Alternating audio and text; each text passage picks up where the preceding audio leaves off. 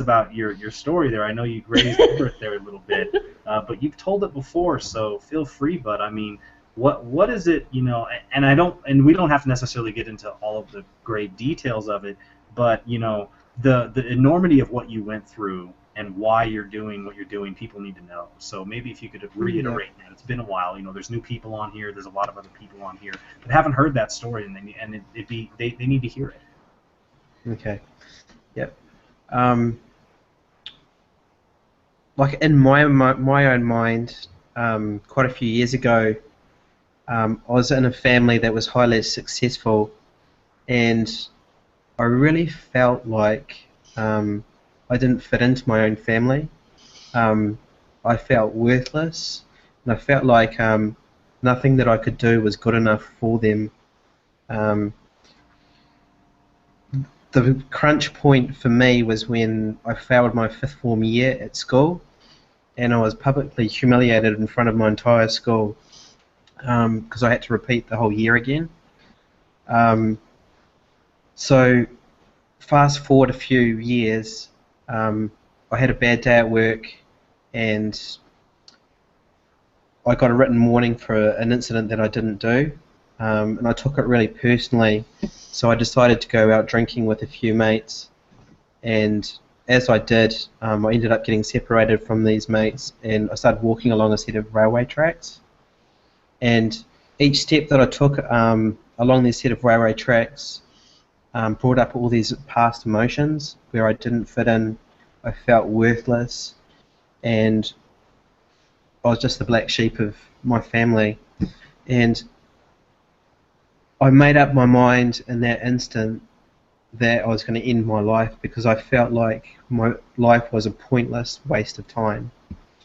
So what I did is I lay in front of a set of railway tracks and waited for a train to come along, and what happened is one did, and it ran over the lower half of my body, and I can remember laying there on the ground beside the railway tracks with two paramedics on either side of me, frantically trying to save my life, and all I could think about was my mum, because my mum, for me, for my mum, I'm her like darling little boy, and I knew in that moment that she knew what was happening. It would break her mentally to see me in that situation. So I said to the paramedics, please don't tell my mother. I don't know why I said that because she was bound to find out. But I eventually lost consciousness and woke up 24 hours later in a hospital bed.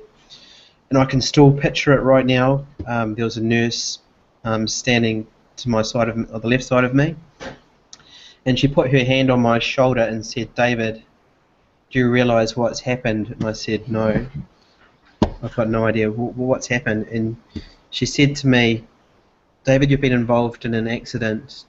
Your accident was so severe that the doctors had to amputate your legs. And when you have your legs amputated, you don't actually feel that they're missing. And it was not until I actually looked down and saw that they were clearly missing that my whole world went into a spiral. I was absolutely devastated that my actions had resulted in that. And I can remember the doctors telling me what I could and couldn't do. Like I couldn't walk further than 100 meters or 100 yards. I couldn't climb ladders anymore. I had to give up my job. And a pivotal point in hospital was when at 5:45 a.m. every morning I could hear the sound of trains reverberating throughout the city. And each time that I heard those trains, it would break me mentally like a little bit more and a little bit more and a little bit more, until a point where I stopped feeling entirely. I was just such a broken person. I was full of hate and anger, mostly towards myself, but I directed it towards my family a lot, and I drove my family away from me. But little did I know that when I got home, that's when my true hell started, because that's when I had to start facing up to all the things that I could and couldn't do. That's when all the attention from friends and family dissipated as they got on with their own lives. Um, what I did is mentally it was just too much for me, so I just shut down. I put myself in a safe little bubble at home and didn't venture outside my house for 4 years. Like 4 years of my life um, was lost because I was scared of what people may think of me. I was scared and terrified that people would notice my legs. Um, every day that I woke up and looked down at my legs and saw that they were missing, and every time I had a shower, it was a reminder of how low I actually got. And that was devastating for me because what I found is I was the source of everything that had happened to me. So I learned to start walking again eventually, but the turning point for me is when my mum came to me one day and said, "David, I can't do this anymore. I can't stand by while you're destroying yourself like this. You need to seek help." And here's me, a typical Kiwi guy, really tough. We don't talk about our feelings. We shut them away and lock them in a part where no one can actually see or hear them. So I declined her invitation to get help initially, but I went along with it just to shut her up because mums are persistent, right? So I went along to this counsellor to appease her, and the poignant thing for me was when the counsellor said to me, "David, do you realise that your own sister said a year before that you did die that day, that her brother ceased to exist at that day?" And I knew deep down in my heart that that was true because emotionally I'd completely shut down and all that existed was just a shell of a person. So at that moment I thought, yeah, I need help.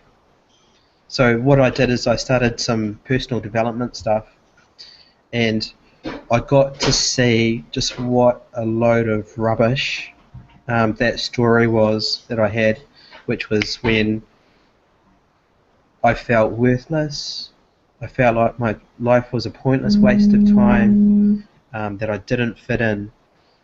I realised for the first time that that was not true, and I got to see how much my family actually did love me for the first time, and I got to mend the bridges between myself and my sister that I had damaged through just the way that I was being. Which brings me to Empower Network. Empower Network and Team Be the Change has enabled me to take it to the next level through listening to other people's stories and really listening to who they are and who they show up in life. It's given me enormous breakthroughs. Like one of the biggest breakthroughs that I've had was on exactly a hangout like this, where someone Krista shared her story, inspiring story, and what I got out of it was I got self-love. I got to look at myself in the mirror for the first time and start loving myself again and forgiving myself. Like I got to forgive myself for my actions that day, which I wasn't able to do prior to being on that hangout. So it completely transformed my life. Through attending the Empower Miami event, it's got my vision of who I am, and who I am is someone that is a clearing for change.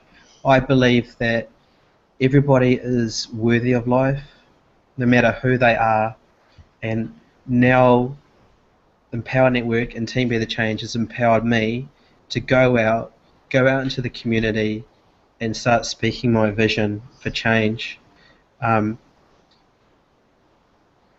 which is I'm just so thankful and I'm so blessed to meet everybody here, like Chris, Jamie, Amy, Jordan, all you guys have had a profound impact on my life, and the life that I'm speaking into these children of New Zealand and the world is because of Team Be the Change.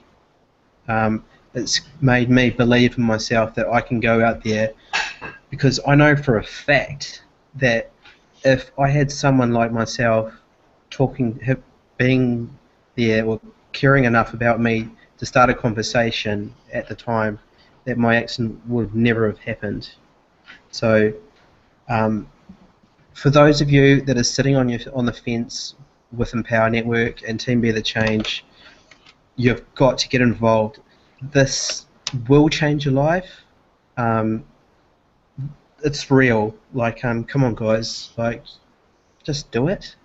Like, as I said in the other hangout, look, if I can take on a train and win, then you can take on Empower and win. You know, Team Be the Change is special. We're a group of people with massive hearts that are taking on the world, creating change in the world. Who doesn't want to be part of that? Yeah, that's my message.